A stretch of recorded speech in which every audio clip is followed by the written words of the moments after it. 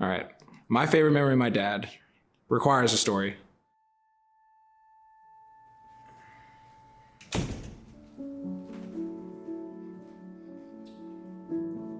My name is Brian Jackson. I'm a recruiting coordinator, and I sub candidates to requisitions in hopes of getting them hired.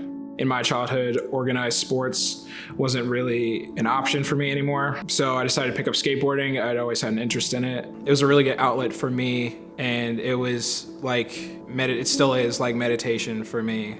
It's an outlet for me to like release pent-up emotions that I have. My parents split up when I was 4.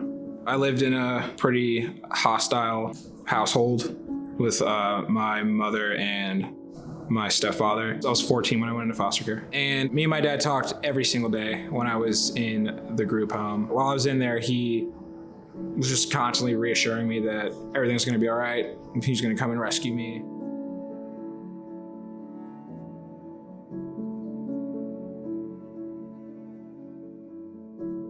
At my custody hearing, just busted in the courtroom doors, and I was just like, oh my God, like here he is, like he showed up. I was so happy to see him, and like I just felt like just this sense of just like relief. I still think about him like every day.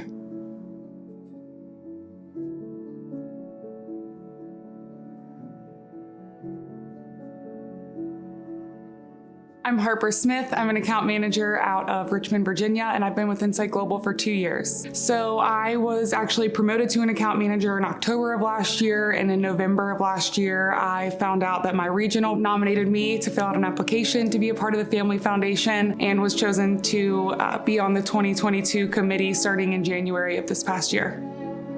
My favorite memory of my dad, he drove from Baltimore to Atlanta to get me out of the group home I was staying in, which was on my 16th birthday. He had bought me a custom skateboard, and it had the Screaming Hand of Santa Cruz on the grip tape. And like, it was like all I wanted, but like, I didn't even tell him that I wanted a skateboard. And like, he just showed up with it and he was like, happy birthday. So I got it tattooed on me. So I was at work, and we had like a scheduled team event. When I was on the way, my aunt called me on the phone and was just like, I haven't heard from your dad in a few days, or your grandmother. So she calls the police show up. Their neighbor had a spare key, so they just opened the door and they found him on the couch. And my grandmother was in the kitchen on the floor, but they had been there for 4 days. He passed away on August 17th, 2022. My grandmother just fell. She'd broken her ribs. It's a miracle she's alive. She's there for 4 days. She's like 75 years old. It was the worst day of my life. Like, plain and simple. It was the most heartbreaking thing I've ever had to hear and go through. I read about Brian's case and I was sobbing. I'm a very emotional person by nature, but his story just really spoke to me and made me super emotional. And I remember thinking in that moment, like, I am so thankful that I get to call him and I get to talk to him and learn more about his story. So that's exactly what I did. I was in charge of the whole thing. Like, nobody was gonna go get him for me. My whole family, we don't come from money or anything. I didn't want him to get donated to the state. I do something. Time was running out. So it was just constant anxiety. To be able to call him and like hear the relief in his voice and know that like his family is going to be taken care of because he works here was my favorite moment at this company for sure. When I got the grant, I like immediately got in the car and drove.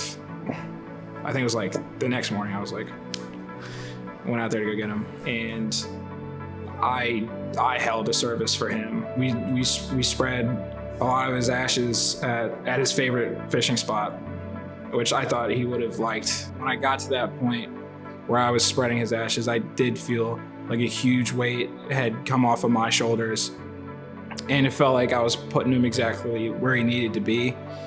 And I got a lot of good closure for myself. I found out about the IGFF through my boss, Steve Soranko. He recommended that I submit an application. I thought about it for a while. At first I didn't want to do it because I I didn't really want people to know about it. I didn't want to like write like a sob story or anything, but like I don't regret it, and I'm glad that I did do it. Some people have like even crazier stories. So I thought that like maybe if I went public with my story, other people that have like similar stories or similar backgrounds wouldn't feel like as alone like I was feeling.